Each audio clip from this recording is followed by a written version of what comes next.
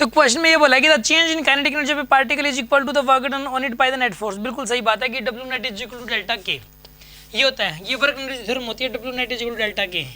किसी भी बॉडी की चेंज इन काइनेटिक एनर्जी जो होती है ना, वो उसके ऊपर जितने भी सराउंडिंग के फोर्सेज हैं वो जो नेटवर्क करेंगे उसके बराबर होता है। ये बात तो आपको इन्फॉर्मेशन पता है, ट्रू है बिल्कुल।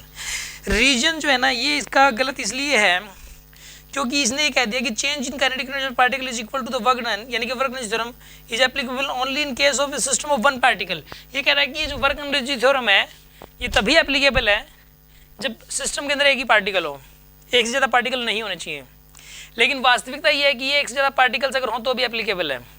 जैसे कि मान लिया जाए कि यहाँ पर एक इस टाइप का क्वेश्चन दे दिया, इसके अंदर ये स्प्रिंग लगा हुआ है, ये m1 मास है, ये m2 मास है, स्प्रिंग कांस्टेंट k है, ये ऐसे ऐसे करता हुआ ऐसे मोशन करता हुआ जा रहा है, ट्रांसलेशनल वाइब्रेशनल मोशन हो रही है। इस केस में वर्क एनर्जी थ्योरम एप्लीकेबल है। इसमें सिस्टम है ये दो मासेस का, इसमें एप्लीकेबल है वर्क एनर्जी थ्योरम। और मैं आपको बताता हूँ कि अगर मान लिया और आपने ऐसे ऐसे क्वेश्चन किए होंगे, जैसे कि यहाँ पे ये है, एक बुलेट आगे टकरा गई इसके साथ वी की स्पीड से, ठीक है, इसके अंदर वर्क एनर्जी थ्योरम एप्लीकेबल है, हम लगा सकते हैं और हर जगह एप्लीकेबल है। या फिर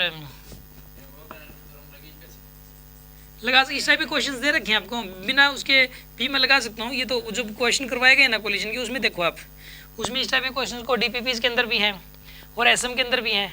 आप ये क्वेश्चन देखो, इनको वर्क एनर्जी थ्योरम से करने की कोशिश करो, मतलब अगर नहीं हो तो मैं करवा दूंगा। ये वाला क्वेश्चन वर्क, ये जैसे इसके अंदर घुस गई, घुसने के बाद लगेंगे ये, उसके बाद डब्ल्यू नेट इक्वल डेल्टा के लगा दो, इसमें भी घुसने के बाद डब्ल्यू नेट इक्वल डेल्टा के लगा दो आप, ठीक है ना। इसके अंदर जो है ना यहाँ पे या फिर यार घुसने के बाद पहले भी लगा सकते हो, ऐसी कोई बात नहीं है, हमेशा लगा सकते हो, कोई ऐसी बात नहीं है। क्या कह रहे हो आप?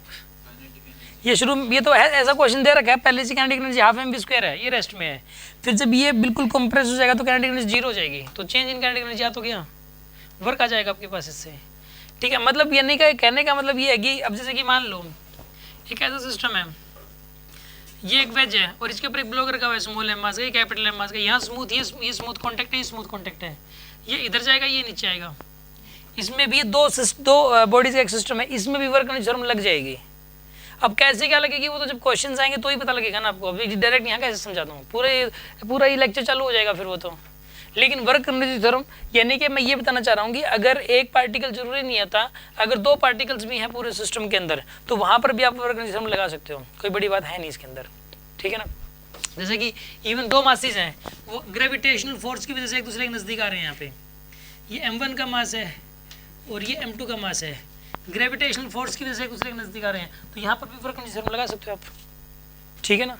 मतलब ये पूछ रहा है कि इनकी वेलोसिटी कितनी आएगी इनके अंदर, तो मतलब या मास बराबर दे दिए, तो इसमें वर्क एनर्जी थ्योरम आप लगा सकते हो इस क्वेश्चन में। इस टाइप का क्वेश्चन आएगा तो आप मेरे से डिस्कस करना, लेकिन लगेगा, ठीक है ना। दो पार्टिकल का सिस्टम है, जो तीन पार्टिकल्स का सिस्टम हो, work energy theorem is applicable, it is not applicable only in case of one particle, it is applicable in all cases, ठीक है ना। There may be one particle और मोर देन वन पार्टिकल, ठीक है ना।